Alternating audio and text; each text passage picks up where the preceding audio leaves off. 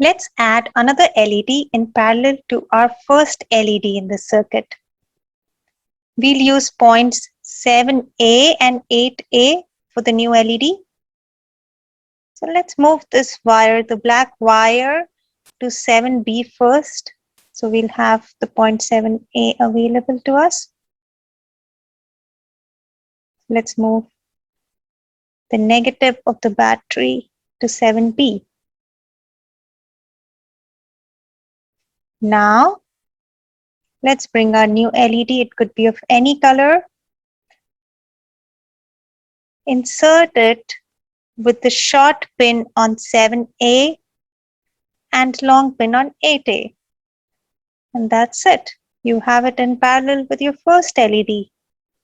So the new LED could be inserted on any of the points from 7A to E and 8A to E. We have chosen 7A and 8A, but you could also choose 7E and 8E. And it would work the same because A to E points are connected internally. So that's it. And now when you press the button, you will see both the LEDs lighting up.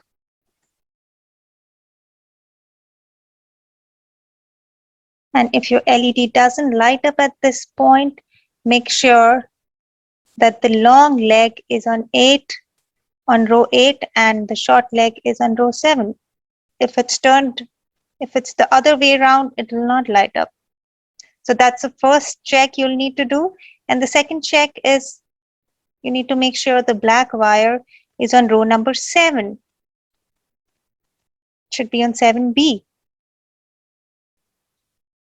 You could also try adding a third LED on 7E and 8E in parallel to these two, and that will light up as well.